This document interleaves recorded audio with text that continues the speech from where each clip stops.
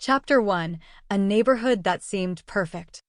I first discovered the Ridgewood Pines subdivision almost by accident.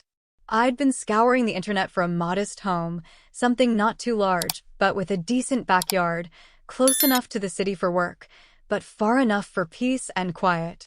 The photos promised green lawns, neatly trimmed hedges, and a pleasant family environment. A coworker boasted about how well organized the community was, thanks to its Active Homeowners Association, otherwise known as the HOA. He wasn't kidding. The place seemed orderly to a fault. From the moment I pulled my old sedan onto Maple Hollow Drive, I felt an odd sense of serenity. The roads curved gracefully, each yard marked with thoughtful landscaping and bright flower beds.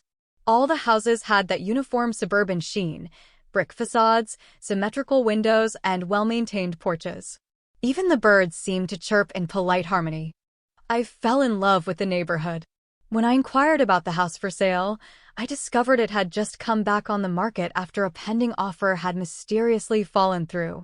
The real estate agent was almost breathless with excitement, claiming I was lucky. I suppose that should have been a red flag. But as a first-time home buyer, my main concern was simply the mortgage, the inspection, and the potential commute. Concerns about neighbors or HOA politics never once crossed my mind. The HOA, I was told, was proactive. They took care of communal spaces, managed a shared pool and clubhouse, and upheld property values by ensuring that no single house deviated too far from the rest. In other words, if someone wanted to paint their front door neon green, the HOA would swiftly forbid it. If someone's grass grew a centimeter too long, they might get a polite, or not so polite, letter. It all sounded benign enough, especially since I liked neatness and didn't plan to paint my siding in neon colors anytime soon. Little did I know, the piece of Ridgewood Pines hinged on a small group of individuals who effectively ran the neighborhood with an iron fist. At the heart of this group was Karen Townsend, though everyone simply called her Karen. She was the self-appointed queen of the HOA, the kind of neighbor who seemed to police the entire block in her spare time. She had the classic Karen haircut, blonde highlights, slightly stacked at the back, and an even more classic Karen attitude. If you paused too long at a stop sign, Karen would tap on your window. If your mailbox paint was chipped, she'd post a scathing message on the HOA forum. Everyone knew her, and everyone tried to avoid her wrath. Within a few weeks of moving in, I realized that Karen was involved in every neighborhood committee. She hosted monthly HOA open forums, frequently distributed typed notes on bright pink stationery about new rules, and patrolled the streets at odd hours with a clipboard in hand. More than once, I saw her peering into someone's yard through the slats in their fence. Despite these oddities, I initially tried to give her the benefit of the doubt. After all, a well-organized HOA might be beneficial. However, the first direct encounter I had with her was illuminating. She spotted me unloading boxes from my car and rushed over in a tight t-shirt bearing the HOA's logo. She placed a hand on my shoulder, uninvited, and began firing off questions. "Hello, you must be the new resident. I'm Karen Townsend, president of the Ridgewood Pines HOA. Have you received your welcome packet? I prepared them personally. In it, you'll find all the guidelines for lawn maintenance and property aesthetics." Her tone was pleasant, but there was an unspoken edge, a condescension that said, "You will follow the rules or else." She waited for me to produce evidence that I'd read it. I had not even seen the welcome packet yet, so I stuttered out some half-intelligible thanks. She gave me a piercing look and smiled thinly. "You'll want to keep an eye on your trash bin placement too," she added. "Bins must be within the side yard or hidden from street view unless it's trash day. We keep a tidy neighborhood here." I nearly laughed, thinking this was some sort of comedic skit. But the look on her face was dead serious. Any illusions I'd had of a peaceful suburban life with minimal interference started to crack. I nodded and said, "Thank you. I'll keep that in mind." She left me with a final line, something about looking forward to my participation in the next HOA meeting, and disappeared up the street, clipboard in tow. I found myself bracing for the future in a neighborhood overshadowed by HOA Karen. Chapter 2: The Extent of Karen's Reach. Settling into Ridgewood Pines was more challenging than expected. Karen seemed to appear at the most inconvenient times, reminding me about the do's and don'ts of the neighborhood. Soon, I discovered that I wasn't alone in my exasperation. Neighbors shared stories, some humorous, many frustrating, about the ways Karen inserted herself into their personal lives. One evening, while unpacking, I heard the doorbell ring. Standing at my doorstep was a friendly-looking older man named Martin. He offered a shy wave and introduced himself as my next-door neighbor. He apologized in advance for any noise because he was renovating his kitchen. We got to chatting about the neighborhood, and he soon clued me in on a few of the troubles he'd had with Karen. "Last winter," he said, rubbing his temples as though it gave him a headache just remembering, "my nephew came to stay with me for a few weeks. He had a pickup truck, a little rusted, but perfectly fine. Karen sent me 3 separate letters because the truck was parked in my driveway overnight, and she claimed it violated the community aesthetic standards. She actually threatened me with fines. When I argued that the HOA rule said nothing about a family member's vehicle, she pointed to some obscure subclause about no unsightly vehicles beyond a 24-hour period. It was absolutely ridiculous." As Martin spoke, I noticed the frustration etched in his face. He then went on to explain how, eventually, he had to park the pickup in his garage just to avoid constant harassment. If there was one thing Karen loved, it was rules, and she relished any opportunity to enforce them. Another neighbor, a young mother named April, chimed in later about how Karen had once attempted to tell her how to decorate her front yard for Halloween. She came by and said my tombstones, skeletons, and spider webs were too realistic, scaring children in the neighborhood, April recounted, laughing. "I thought that was the point of Halloween decorations. She wanted me to tone it down or else there'd be consequences." Consequences for a plastic skeleton, can you believe it? Sadly, these stories were endless. One man mentioned how Karen complained about the color temperature of his porch light, claiming it was too bright. Another woman, brand new to the community, had a tomato garden in her side yard. Karen left a note on her door stating that vegetable gardens must be placed in the backyard, not visible from the street. She even tried to dictate how tall the hedges should be between properties. If you missed a single weed, she'd be sure to point it out. Essentially, anything that violated her notion of suburban perfection was a personal affront. It didn't take long for me to realize that Karen also used fear and intimidation to control the HOA board itself. Officially, the board had a president, Karen, a vice president, a treasurer, and 2 additional members. In theory, they all had votes. In reality, Karen ran the show. She was the loudest voice, the squeakiest wheel, and she wielded the rules like a weapon. Others on the board either agreed with her or simply didn't feel like arguing. Perhaps they were afraid of becoming her next target. The cumulative effect was that everyone in the neighborhood walked on eggshells. Small matters, like painting a mailbox or hosting a family barbecue, became ordeals, requiring double-checking the rulebook for potential transgressions. When there was a legitimate need for community oversight, Karen always took it 10 steps further. One small complaint about noise at 10 p.m. could lead to a furious campaign of letters, threatened fines, and possible legal action. In short, no good deed or quiet life went unpunished in Karen's domain. Chapter 3. My first clash with the HOA. I kept a low profile for the first couple of months, hoping to avoid direct conflict with Karen or the HOA. I diligently read through the community guidelines, trash bins hidden, no unapproved exterior paint, keep the lawn trimmed, and so forth. Even the position of my bird feeder was carefully measured to ensure it wouldn't cross any property lines.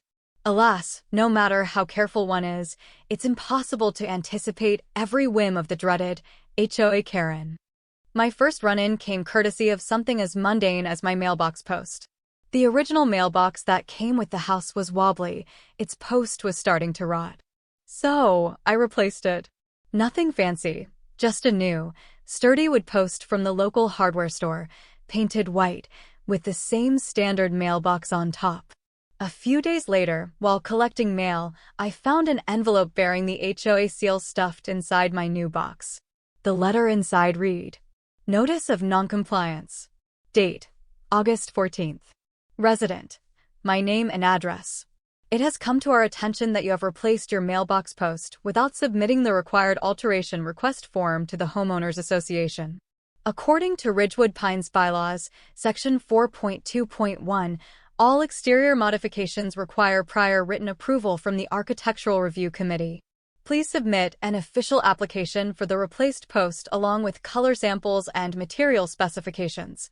Failure to comply within 14 days may result in a fine.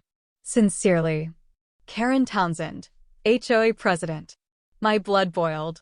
The post looked identical to the dozens of other mailbox posts on my street. The color was simply white. It was no grand aesthetic change. Why was this even an issue? I tried to keep calm and handle it diplomatically.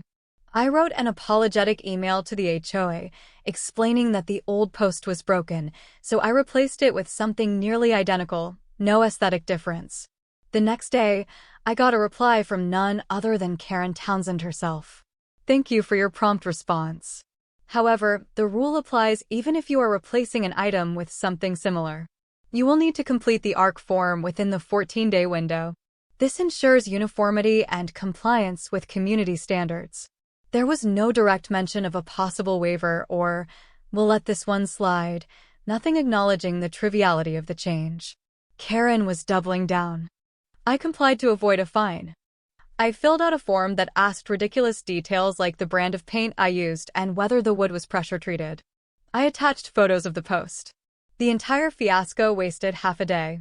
In a normal world, an HOA might simply say, "Thank you for maintaining your property," but not Karen. She wanted to ensure I recognized her authority and obeyed. Not long after, I learned that she was behind a mass of notices of noncompliance about similarly trivial things. The entire neighborhood was dotted with pale yellow envelopes stuffed in mailboxes or taped onto front doors. If someone dared to push back, Karen would flash the bylaws and threaten them with fines, liens on their homes, or even potential legal battles. It was disheartening. People who had moved to Ridgewood Pines for comfort and community now found themselves navigating a minefield of arcane regulations and one woman's inflated sense of power. Chapter 4: A Growing Neighborhood Revolt. As Karen's meddling continued, small pockets of resistance began to form among the residents. Martin, for one, started joking about creating a secret alliance, a place to vent frustrations without fear of Karen eavesdropping. He and a few neighbors occasionally met at a local coffee shop outside the neighborhood. There, they'd commiserate about the latest intrusions and compare their offenses. "We ought to put up a billboard," someone joked once. Right at the entrance to the subdivision, "Welcome to Ridgewood Pines, where Karen rules with an iron fist." Everyone laughed, though the humor masked an undercurrent of real exasperation. I attended one of these informal gatherings out of curiosity. Honestly, it felt liberating to talk openly about how irrational the HOA rules had become under Karen's leadership. Stories flooded in. A neighbor had to remove a small herb garden from her front porch because, according to Karen, herbs in front of the house are unsightly. Another neighbor was fined for leaving a car window slightly down on a warm day, which Karen deemed a security risk that could attract thieves. Someone else had been berated for putting up a small, "Help Wanted" sign for his teenage daughter's babysitting services. Karen insisted that no commercial signage was allowed, even though this was a homemade sign pinned to a community board. The question on everyone's mind was, how do we stop this? The HOA bylaws gave Karen wide latitude to enforce rules, but there were supposed to be checks and balances. However, the other board members rarely challenged her. Rumor had it that she'd threatened them, too, one way or another, perhaps by digging up their personal missteps and using them as leverage. No one wanted to be the next target. Some proposed a recall effort. If enough residents voted, Karen could be removed as HOA president. But the recall process was convoluted, requiring a majority vote among the entire community, and Karen had a devoted handful of supporters. For every frustrated homeowner, there was another who genuinely thought she was doing the neighborhood a service. Or, more cynically, they might have been too afraid to oppose her publicly. It was during one of these coffee shop meetings that I learned about the incident known as Mailboxgate, in which Karen once threatened to fine a 70-year-old widow for letting her decorative mailbox get too whimsical with pastel flowers. The poor woman ended up repainting it a dull beige just to get Karen off her back. "We have to stand our ground," Martin said, voice filled with quiet determination. "If all of us defy her together, she can't fine every single person or put liens on every single house." But that required unity, and fear often breaks unity. Karen depended on that. Still, the seeds of rebellion were planted. People were starting to talk, starting to share resources, and looking into the actual legal constraints of the HOA. If they found even one vulnerability in Karen's approach, they vowed to exploit it. The tension in Ridgewood Pines simmered just below the surface, waiting for the spark that would ignite a full-scale revolt. Chapter 5. The Food Truck Idea. Around the same time, I'd become close friends with two neighbors, Lucy and Damien. They were a married couple with busy schedules, juggling 2 full-time jobs and 3 kids. Their eldest son played on a local youth sports team, which often needed funds for new uniforms and equipment. Searching for fundraising ideas, Lucy pitched the concept of hosting a food truck event right here in the neighborhood. "The local fire department has a fundraiser program," she explained, brimming with excitement. "They collaborate with a well-known food truck that donates a portion of the profits to a specific cause. In our case, it could go toward the kids' sports teams or new books for the school library. The fire department helps coordinate everything. They even send a crew out to do a safety demo. It's an awesome community-building event." Lucy and Damien had good hearts. They wanted to create a fun event for residents, something outside the stifling atmosphere of official HOA gatherings. The plan was simple. The food truck would park at the community clubhouse parking lot. They'd sell tacos, burgers, and drinks, and a percentage of the proceeds would fund the local youth sports teams. The fire department would make an appearance with a fire engine, offering kids a chance to see the truck up close and learn about fire safety. A portion of the profits would also go to the department's charity fund, which provided smoke detectors to low-income households. When Lucy proposed the idea on the neighborhood's private social media group, people responded enthusiastically. The majority loved the idea of good food, charity, and a chance to gather without the stifling formalities of an HOA meeting. The local station's fire chief, Chief Morales, was a gregarious man who loved interacting with the community. He hopped on board immediately. The only potential hurdle was official permission from the HOA to use the clubhouse parking lot. Lucy drafted a polite request, carefully noting the benefits: community fellowship, fundraising for schools and the fire department, and a zero-cost arrangement for the HOA. She also included a line about hoping to strengthen ties among neighbors in a lighthearted jab at how divided the community had become.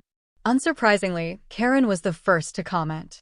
She posted a lengthy message, peppered with disclaimers like, "Not speaking in an official HOA capacity, just as a concerned resident," yet also loaded with condescending caution.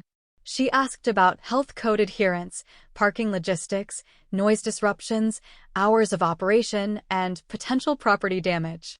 Lucy addressed each concern calmly, referencing the truck's official permits, insurance coverage, and the short duration, maybe 3 or 4 hours on a Saturday afternoon. Karen didn't respond again in the public thread, which was disconcerting. When Karen went silent, it usually meant she was scheming behind the scenes. Nonetheless, Lucy submitted an official event request to the HOA board. The next board meeting was scheduled for the following Thursday. Everyone braced themselves for Karen's reaction. Although the board had 5 members, we all knew who really decided. Chapter 6. A narrow approval. Thursday night's HOA board meeting began in the usual stiff manner. Folding chairs were set up in neat rows at the clubhouse, while Karen sat at a table in front with the other board members to her right and left. Attendance was relatively good. Word had spread that Lucy's food truck proposal was on the agenda, and many folks showed up hoping to see it pass. Karen opened the meeting by reading through the last session's minutes, ticking off items in a droning monotone. Then she introduced the new business, which, of course, included Lucy's fundraiser plan.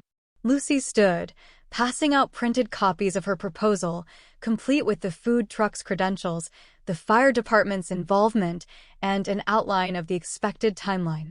One of the board members, a quiet man named Robert, seemed genuinely impressed. "This looks very well organized," he said, flipping through the pages. Before Lucy could continue, Karen interrupted with a prepared speech. She clicked her pen repeatedly, the sound reverberating off the clubhouse walls. "I am not opposed to charitable causes," she began, "but we must consider the negative impact on our community. A food truck could cause oil leaks in the parking lot, disrupt traffic patterns, and create a nuisance for residents who prefer not to have commercial vehicles in a residential area." Lucy's polite smile did not waver. "The truck has liability insurance, Karen. We've confirmed that any damage to the pavement or surfaces will be covered. They also have all the necessary licenses from the city. There won't be any illegal parking or disruptions. Chief Morales specifically oversees the traffic flow for these events. We're well within city ordinances." Karen's eyes narrowed. "And what about noise? Generators can be loud. Residents might have babies napping or want a quiet Saturday afternoon.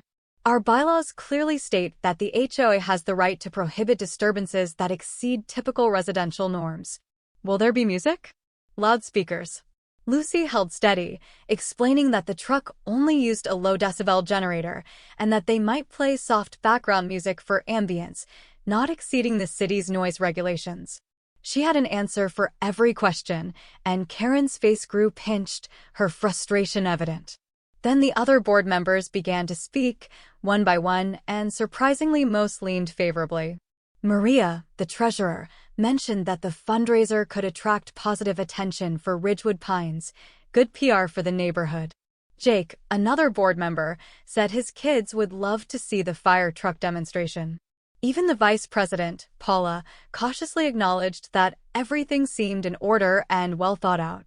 Karen attempted to pivot to a final argument about precedent, warning that once they allowed one food truck, the floodgates would open. Lucy reassured everyone it was a single-day event, specifically coordinated with the fire department. Another board member politely pointed out that a special event permit could handle any precedent concerns. When it came time for a vote, Karen's hand was the only one raised in opposition. 4-1 in favor. The crowd burst into muted applause. This was, after all, still an HOA meeting. Karen's lips thinned. She tapped her pen again and scribbled something onto her notepad. "Very well," she said, with no warmth whatsoever. "The motion passes. We'll need you to coordinate with me on details of parking and signage. The association doesn't want any unsightly banners or leftover trash." Lucy nodded graciously, though I could see the relief in her eyes. The food truck event was on. But Karen's parting glare made it clear she wouldn't let this stand without further trouble. Chapter 7. An uneasy buildup. The following weeks were a whirlwind of planning. Lucy, Damien, and I spearheaded the coordination. We got flyers printed, letting neighbors know about the date, time, and purpose of the fundraiser. The local elementary school posted about it on their website, and the fire department placed it on their community outreach calendar. Despite general excitement among residents, Karen's presence loomed. She periodically emailed Lucy with a barrage of concerns. Will the truck block the fire lane near the clubhouse entrance? Has the city been notified about potential increased traffic? Who will be responsible for cleaning up grease spills or trash left behind by outsiders who come for the food? To Lucy's credit, she responded politely each time, often copying the entire HOA board and Chief Morales to keep everything transparent. Chief Morales replied more than once, reassuring Karen that all necessary precautions were in place. Karen's replies became increasingly cold and sparse. There were also small incidents around the neighborhood that raised suspicion. For instance, signs advertising the fundraiser went missing from the corners of our main streets. Martin caught a glimpse one morning of Karen's SUV parked near where a sign had been. He couldn't prove anything, but the sign was gone when he walked by. Later that same day, we found a sign tossed into a dumpster behind the clubhouse. It was petty, but not unexpected from Karen. Despite the sabotage, the buzz around the event was mostly positive. Parents looked forward to a fun Saturday, The kids anticipated exploring the fire truck, and many folks simply wanted to enjoy some good street tacos without leaving the neighborhood. The entire effort seemed like a refreshing break from the usual tension, giving people a chance to unite over something other than fear of HOA fines. Still, I had a nagging sense that Karen wasn't done. Her private circle, an older couple named the Allens and a middle-aged man named Jeffrey, complained in the HOA forum about non-residents wandering into the subdivision. But with the board's approval on record and the city's open invitation, there was no legitimate reason to cancel. That tension simmered, overshadowing the otherwise celebratory atmosphere leading up to the big day. Chapter 8. The grand day arrives.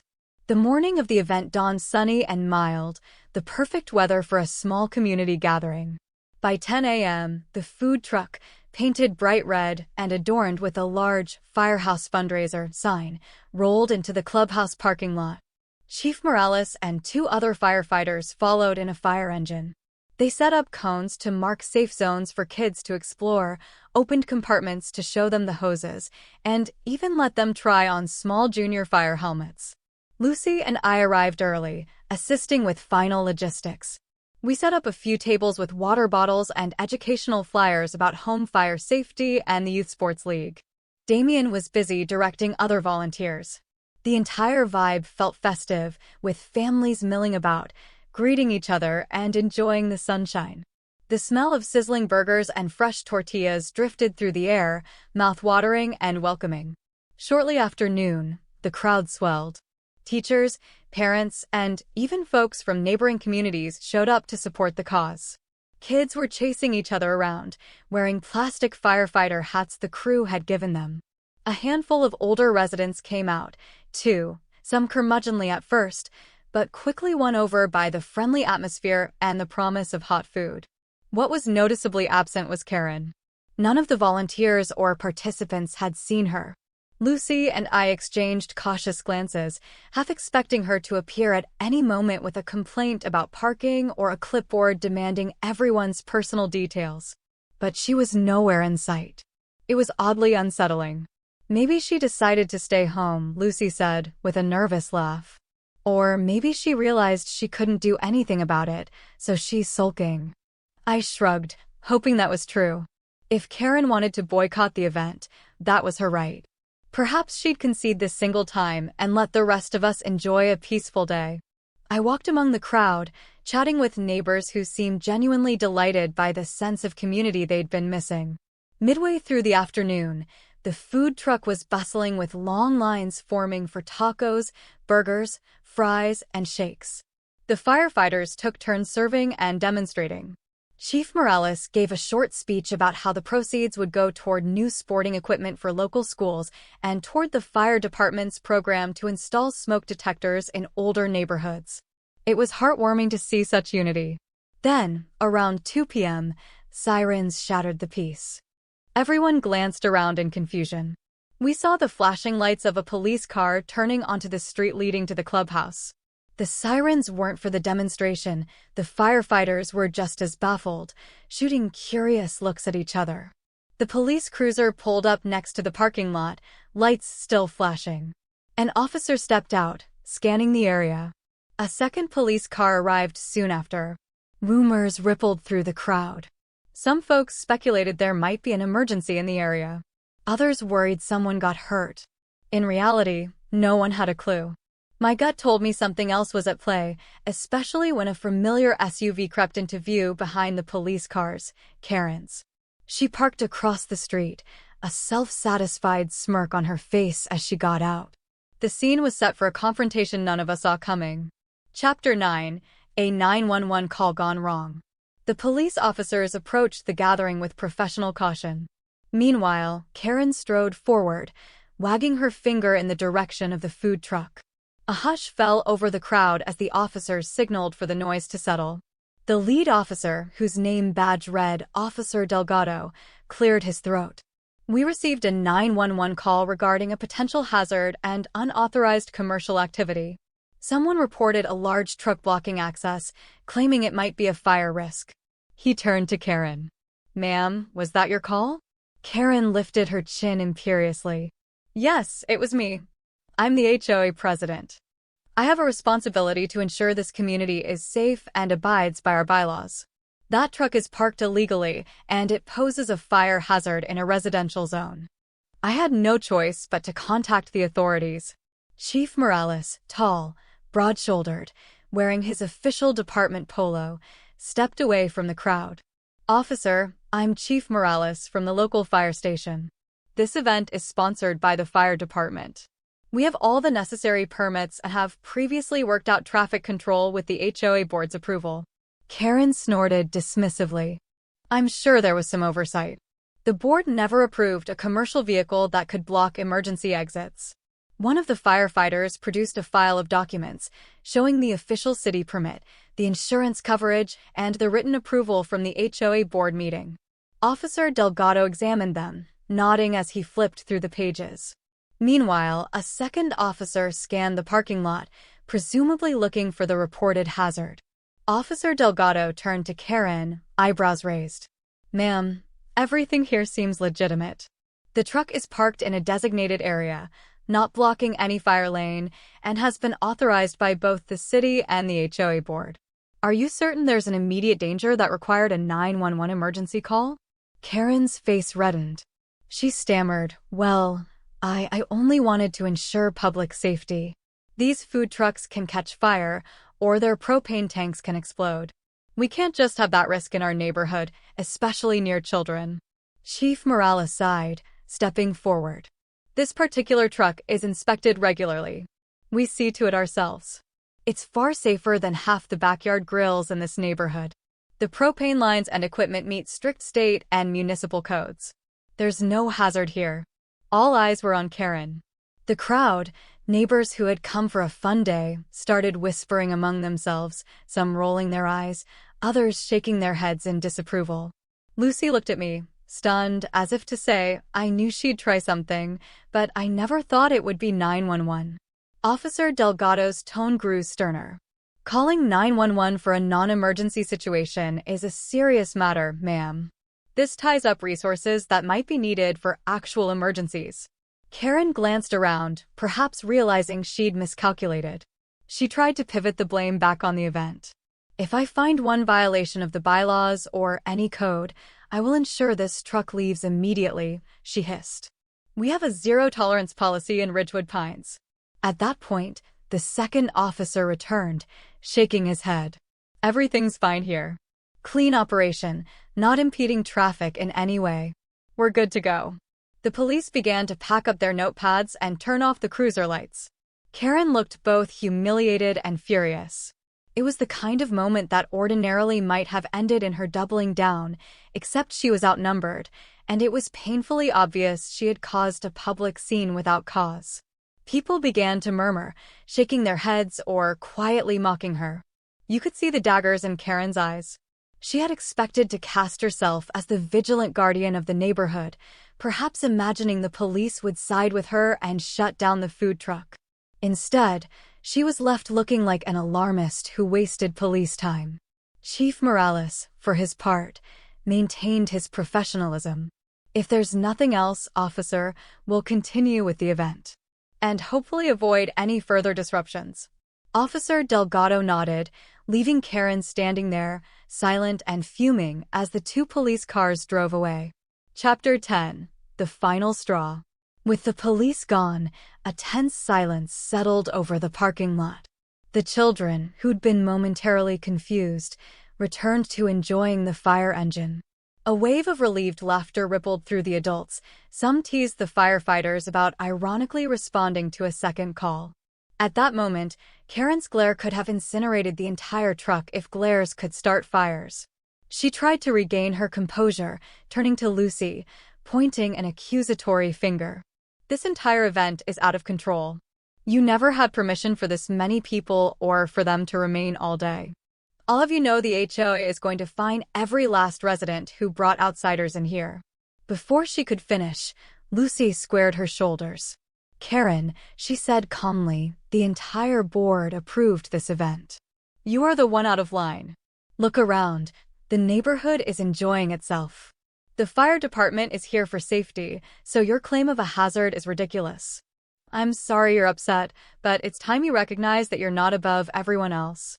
Karen's mouth fell open, and for a moment, she didn't have a retort. Usually, people cowered when she threatened fines or cited bylaws. Lucy's straightforward refusal to back down seemed to throw her off. The tension was thick enough to cut with a knife. Just then, Martin, April, and several other neighbors crowded around, offering Lucy and the event their support. One neighbor even said, "Karen, you owe the entire group an apology for calling the police on a charity fundraiser." That was unnecessary. Karen's face twisted. She pivoted toward the group. "Excuse me? I owe an apology? We'll see about that. I will be reviewing every single bylaw to see which ones were violated today, and all of you might face penalties."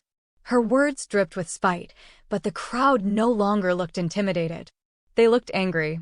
Perhaps that was the moment Karen realized the tide had shifted against her. She tried to walk away, but the path was blocked by more neighbors who'd heard the commotion. Among them was a short, older woman, Mrs. Perkins, who rarely spoke at HOA meetings. She startled everyone by stepping up to Karen, wagging a finger right back at her. "This community is tired of your nonsense," she declared, voice surprisingly strong for her petite frame. "You've badgered us with trifling issues for years: mailboxes, weeds, paint colors, cars. But calling 911 to sabotage a legitimate fundraiser for children and the fire department? That's the final straw." Karen's eyes darted around, perhaps searching for an ally.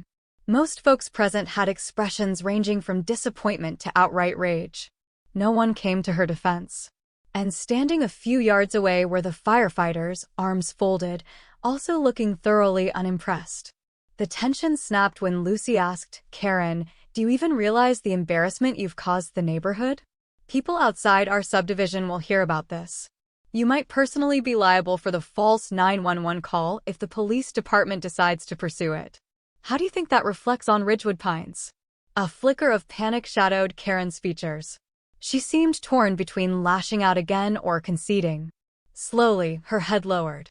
She mumbled something incoherent, maybe an attempt at justification. Then, as if someone had deflated her, she turned on her heel and left, her steps shaky. The tension lingered in her wake, but the crowd exhaled, feeling an odd sense of relief. Chapter 11: Aftermath and Backlash. Word of Karen's 911 stunt spread through Ridgewood Pines like wildfire. By the end of the weekend, practically every household knew the story. Karen Townsend had called the police on the fundraising food truck sponsored by the local fire department. Her claim of a fire hazard had been debunked in front of dozens of witnesses. The spectacle was humiliating for her and mortifying for the entire neighborhood. But it also served as the catalyst for a mass awakening. Folks realized that Karen's tyranny didn't have to be tolerated. It started with an informal petition circulated by Martin. He wanted to collect signatures from residents who believed Karen had abused her position and violated the HOA's code of conduct by making a false emergency call. Meanwhile, Lucy was in communication with a local community newspaper reporter who'd heard about the fiasco through parents at the school. The story was shaping up to be a notable piece of local interest. HOA president calls 911 on charity food truck, sponsored by local fire department. By Monday afternoon, the entire board was feeling the heat. Robert, the typically reserved board member, sent out a mass email announcing a special session to be held the next week. The email noted, "The board will address concerns about recent events and HOA leadership." It didn't mention Karen by name, but everyone understood. Karen, for her part, tried to do damage control. She put a post on the neighborhood forum claiming she acted in good faith due to unsubstantiated safety concerns. She insisted she'd never intended for the police to shut down the event, only to verify that all safety measures were met. The post garnered almost no sympathetic responses, just a flood of angry or mocking comments. One resident posted, "If you're so concerned about safety, maybe don't sabotage the actual fire department fundraiser." Soon after, Karen locked the forum thread, claiming it had become toxic. But the conversation simply migrated to social media and private messaging groups. The fiasco had gone beyond a normal petty complaint. She had disrespected a well-respected community institution, the fire department. Chief Morales's mild, disappointed reaction also resonated with folks. I've dealt with plenty of safety calls in my day, but never from someone trying to interfere with a lawful, beneficial fundraiser for kids. That's a new one. The subtext was clear. The local fire department wasn't amused by Karen's meddling, and neither was the broader community. As the special session loomed, the question was whether the board had enough backbone to punish or remove Karen from her role. Either way, the event had shown that her authority was far from unquestionable, and the neighborhood felt more united than ever in opposing her. Chapter 12. The Special Board Session. The night of the special board session arrived. A larger-than-usual crowd gathered at the clubhouse. Some neighbors brought lawn chairs, anticipating a long and dramatic evening. The atmosphere crackled with unresolved tension. The board members lined up behind a long table in the front, except for Karen. She was conspicuously seated at one end, wearing a tight-lipped expression. Robert stood up first, clearing his throat. "Thank you all for coming. We've called this meeting due to the significant outcry from the community regarding the events of last weekend. Specifically, the 911 call made during the fundraising event." He paused, looking around. Karen avoided eye contact. Robert continued, "We, the board, would like to address the complaints and the possibility of disciplinary measures, as well as the path forward for this HOA." Karen finally spoke up, voice trembling with a mixture of anger and fear. "I find it highly irregular that we're even having this session. I did nothing but follow our protocols for reporting potential hazards. Our bylaws clearly state that if any resident believes there's an imminent threat to safety, they should contact authorities. That's exactly what I did." Maria, the treasurer, spoke next, her tone uncommonly firm. "Karen, you used the HOA platform and your title as president to suggest that the fire department's official fundraiser was a danger. You also refused to acknowledge the necessary permits that had already been obtained. If we're to remain consistent, the board needs to evaluate whether your actions went beyond your scope of authority." Several hands shot up in the audience. They wanted to speak. The board opened the floor. Lucy was the first to approach the microphone, recounting the months of planning and the explicit approval vote. She noted how every concern Karen raised was addressed. Then, Lucy described the moment when Karen arrived with the police, emphasizing how the officers concluded the call was unwarranted. Next, Martin read from the petition he'd circulated. Over half the community had signed, expressing no confidence in Karen's leadership. The crowd murmured approval, some people clapping.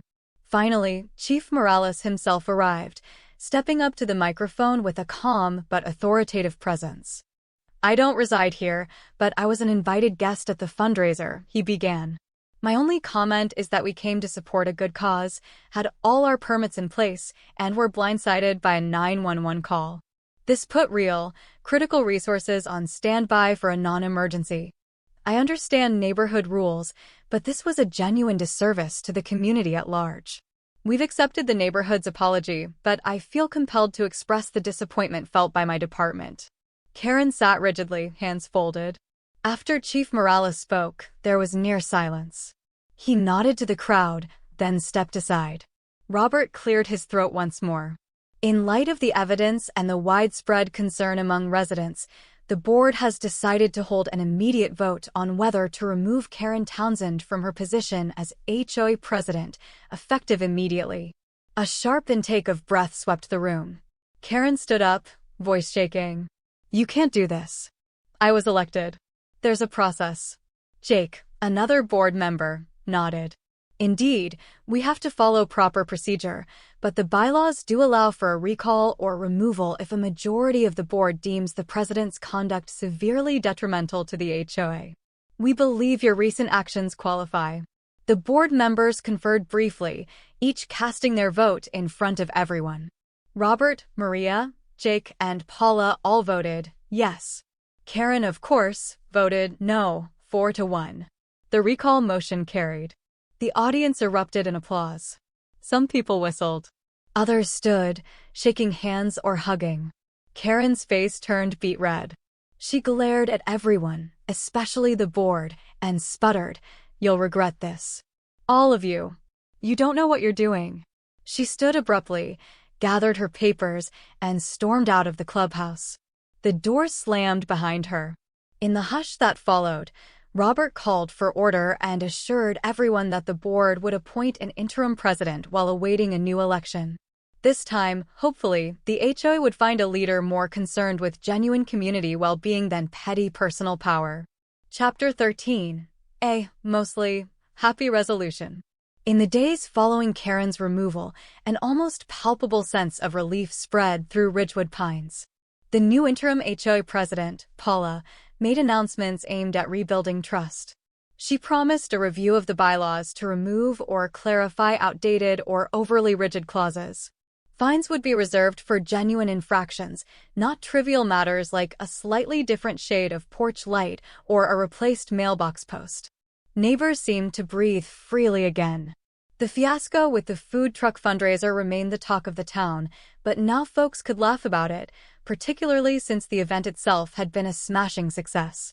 Lucy calculated that the fundraiser earned enough to buy new sports equipment for 2 different youth leagues, along with additional educational materials for the elementary school.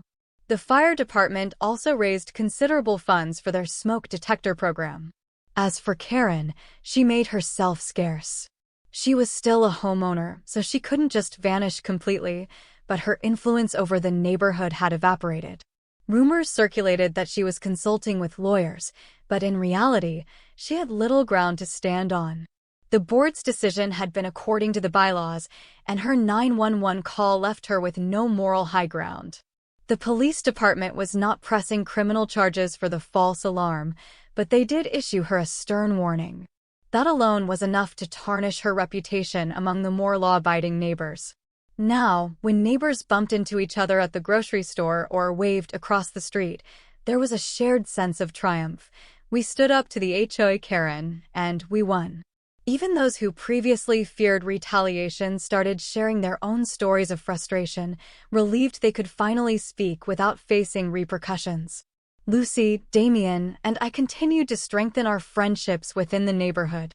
We realized that for all its flaws, Ridgewood Pines had potential to be a wonderful place once the stranglehold of an overbearing HOA president was gone. We celebrated by hosting a small barbecue in my backyard, ironically the sort of event that Karen might have found some reason to criticize. This time, though, it was just neighbors enjoying good food, good company, and a new sense of freedom. Karen's punishment. Shortly after the special session, the board voted to fine Karen for violating the HOA's code of conduct, citing misuse of HOA authority and bringing undue negative attention to the neighborhood. The fine wasn't astronomical, but enough to sting. More importantly, the record of her being removed from the presidency remained a permanent mark in the official HOA logs. She would never again be allowed to hold a leadership position without a significant majority vote, which, needless to say, she'd never receive. Karen also faced the humiliation of being widely recognized as the one who'd tried to sabotage a children's fundraiser in front of local firefighters. Though she still resided in the community, Karen was no longer the controlling presence that had once made everyone walk on eggshells. Her power broken, she retreated into her house, leaving the rest of Ridgewood Pines to continue on with a newfound unity and relief. If she dared to issue petty complaints, her neighbors mostly ignored her or referred her to Paula. And Paula, to her credit, was fair and balanced, shutting down Karen's meddling attempts politely but firmly. Epilogue. Months later, the memory of Karen's 911 call served as a cautionary tale. New residents heard the story when they asked about the infamous Karen Townsend, and it usually ended with a chuckle and a moral. This neighborhood is a great place, as long as everyone respects each other. Ultimately, the meltdown pushed people to become closer neighbors, forging friendships through adversity. Standing in my driveway on a warm afternoon, I watched Lucy's kids ride their bikes, Martin wave from across the street, and April chat about new garden decorations she wanted to try. In the distance, I could see Karen's curtains drawn. Perhaps she was watching the world go by, no longer able to micromanage it. I took a deep breath, savoring the relative peace. Ridgewood Pines finally felt like the cozy community I'd originally imagined, free from the tyranny of the overbearing HOA Karen. While the story of her downfall was a bumpy ride, it reminded all of us that, in the end, a neighborhood belongs to its residents, not one self-important dictator with a clipboard and a penchant for misusing rules.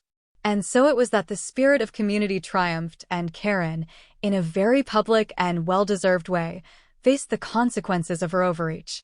The day she called 911 over the fire hazard food truck would forever remain a turning point in Ridgewood Pines, a day the neighborhood rediscovered its voice, its backbone, and ultimately its unity.